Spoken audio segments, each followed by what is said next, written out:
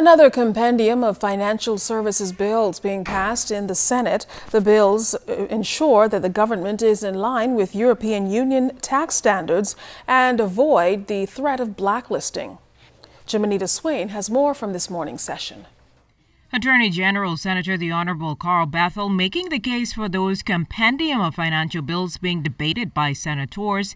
He says the Bahamas has given commitments and countries would take action to protect themselves. And those self-defense measures would include things such as de-risking, meaning that their correspondent banks would withdraw cooperative relations with our banks, and you wouldn't be able to move a check out of the Bahamas, a wire transfer, and that would have a devastating effect on our economy. He says the Bahamas cannot resist the pressure being applied by the European Union. The United Nations has indicated to countries such as the Bahamas that they have no interest in providing an international forum for the resolution of these tax issues. Implicitly, the United Nations accept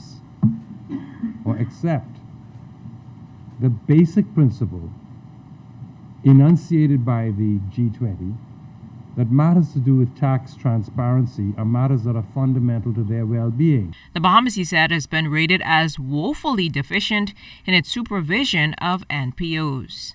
While even our risk assessment rates the activities of such entities in the Bahamas as being, well, in terms of terrorist financing, very, very slim to none, the fact is no effective regulation is simply not an acceptable position.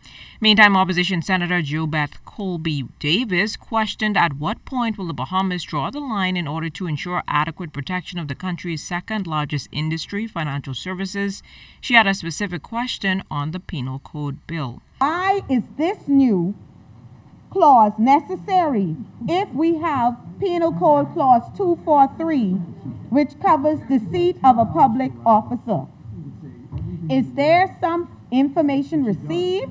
The Bahamas Customs and the Inland Revenue Department is responsible for collection of revenue. So why this added penalty? The bill suggests that if information provided to the government via customs form is falsified, the person responsible will be subject to imprisonment of up to 6 months or a fine not exceeding $100,000 or both.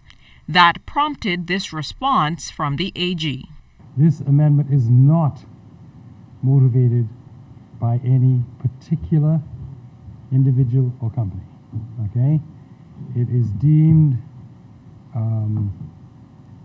and it has the full support of the financial sector that it is a necessary step that we do as all other OFCs in the Caribbean region have done, and have a specific offense that relates to tax fraud. Jimenita Swain, ZNS Network News.